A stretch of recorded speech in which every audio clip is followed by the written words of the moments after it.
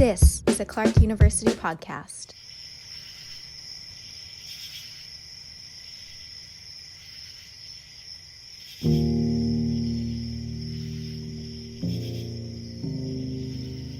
As the story goes, or the myth goes, he had a large cherry tree out in this yard. He had a ladder that he had made. He climbed it one evening at dusk, and it was one of those very, very clear, beautiful nights. And he had just finished reading H.G. Wells' War of the Worlds. No one would have believed in the last years of the 19th century that human affairs were being watched keenly and closely by intelligences. He looked up at the stars and said, wouldn't it be amazing if we could create a device to take us to Mars and beyond? And he came down from the cherry tree and he said he was a different boy. He was about 17 years old at the time, and he declared that his anniversary day. And each year in his diary, he celebrated that day. And then in 1938, the tree was destroyed by the hurricane, and he writes in his diary, "Tree destroyed by hurricane must go on alone." Charles Slatkin is telling the story of a young Robert Goddard. Charles has been long fascinated by Goddard, known as the father of American rocketry. On March 16, 1926, Goddard launched the first liquid-fueled rocket from a farm in Auburn, Massachusetts. Though the rocket only shot up 41 feet, Goddard's research established the groundwork that would eventually lead to spaceflight. 97 years later, the gravity of Goddard's accomplishment has inspired scientists and dreamers for decades.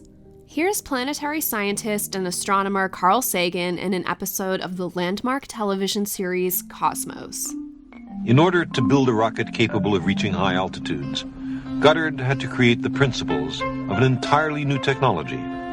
He invented the basic components that propel, stabilize, and guide the modern rocket. It was painstaking and difficult work, but Goddard took the many setbacks in stride. He sifted the wreckage of each experiment for clues to guide the next. Constantly refining old techniques and inventing new ones, he gradually raised the rocket from a dangerous toy and set it on its way to becoming an interplanetary vehicle. I'm Melissa Hansen, a producer in Clark's communications office, and this is Challenge Change. Charles Slatkin and Robert Goddard have a few things in common. Both are Clark graduates. Goddard received a master's degree in 1910 and a Ph.D. in 1911, and Charles received his bachelor's degree in 1974. Both were also Clark professors. Goddard taught physics and Charles taught film production and photography. Now, Charles owns Goddard's boyhood home in Worcester. When the 1825 home at 1 Talawanda Drive went on the market in 2021, Charles made a quick decision. I just kind of had this crazy moment. Called up a friend who was a realtor. It was an open house that morning. He came to the house, told me what was going on, said it's going to sell in 24 to 48 hours. All the open land next to it had already been sold off for development, but I just said buy it and didn't tell my wife because I knew it had to happen, within 12 or 14 hours, because just at that point, the real estate market was very hot. I went ahead and did it and have fallen in love, and it's become my purpose and my passion. Charles describes himself as a space nerd who grew up during the space race. He first came across Goddard's name in a book around age 10. T-minus 15 seconds.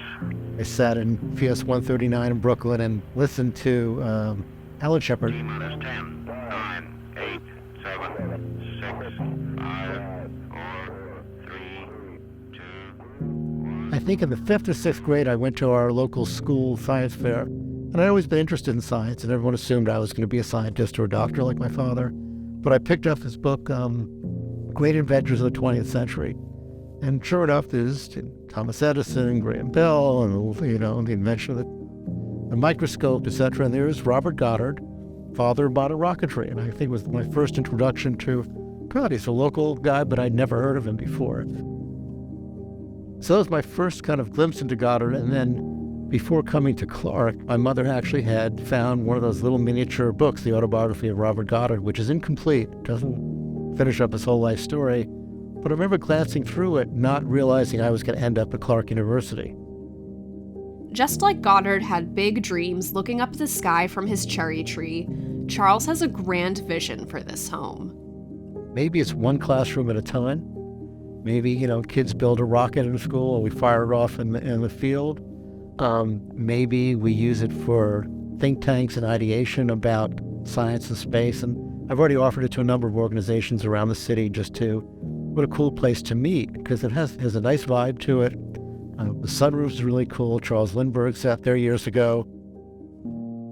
In terms of moving forward, one thing I know we want to have the house do is point to the future as opposed to point to the past. It's not a place to come and say, Goddard sat on that chair, and Goddard, drank his coffee over there, etc. Let's revere Goddard. It's more of a place like, wow, this is kind of where it started, and here was this young kid who had a vision and somehow was really persnickety and persevered and made incredible things happen to the point where, the Webb telescope, as looking back in time, was built at a place named after him. So we're talking about maybe having a charrette next fall, ideally on Goddard's anniversary Cherry Tree Day, October 26th, and really invite in the local Worcester historic organizations, Clark University, WPI, the Goddard School, NASA, Smithsonian folks, and really get together and hopefully kick off what to do about the 100th anniversary of Goddard's launch in 2026, but also come up with best practices of what to do with the house.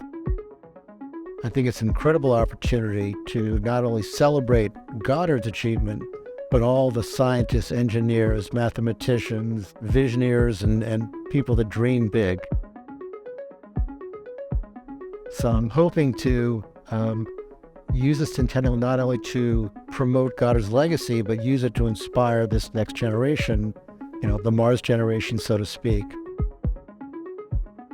And I don't think a lot of people even appreciate nowadays. There's this whole misconception that space is, all about space tourism, and it's all sort of a waste of time when there's so many troubles on Earth. And yet, most of space exploration these days really involves remote sensing, really monitoring climate change, telecommunications, the internet. I mean, we wouldn't have the connectivity we have. We wouldn't have the sense of planet that we have without space.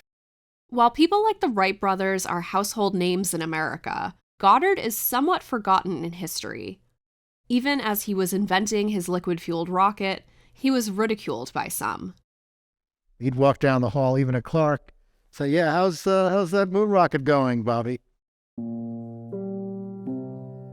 And certainly was mocked by the New York Times in that terrible article, which really, in some ways, made him perhaps the reticent, secretive person that he became. In a 1920 editorial page feature, the New York Times dismissed Goddard's research, particularly the notion that a rocket could function in a vacuum. The feature suggested Goddard did not know the relation of action to reaction, and added that he, quote, seems to lack the knowledge ladled out daily in high schools. In 1969, the paper issued a retraction, which reads in part, further investigation and experimentation have confirmed the findings of Isaac Newton in the 17th century, and it is now definitely established that a rocket can function in a vacuum as well as in an atmosphere. The Times regrets the error. But what's most interesting about the retraction, it was written 2 days before they landed on the moon. He envisioned things like the vacuum train he patented, years before he fired off his first rocket, which is the modern-day Hyperloop. He wrote articles about interstellar space travel, or what it would take for astronauts to hibernate. He had a lot of work with solar power, etc., so he really was way ahead of himself. But he persevered on very quietly, but there was a lot of failure. Progress was slow for Goddard. Though space was the goal, his rockets only reached about 9,000 feet at their highest, and he didn't get much attention from the US government before World War II. Space wasn't doing anything that amazing for a lot of people. Wright brothers put a person in it. Mankind had their first flight off the ground. Ultimately, what Goddard did was get humanity off the planet, but it wasn't as dramatic, certainly from those first stages.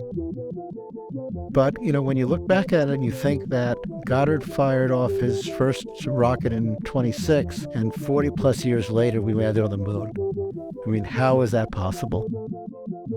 Half of someone's lifetime, they went from some crude experiment that almost didn't do much of anything to landing on the moon. And now we have probes in interstellar space, and we're exploring every planet in our solar system. And, it looks inevitable that we're going to be a multi-planetary species within the decade. To learn more about Goddard and Clark, visit robertgoddard.clarku.edu. Challenge Change is produced by Andrew Hart and Melissa Hansen for Clark University. Find other episodes wherever you listen to podcasts. 1, 2, 3, Clark!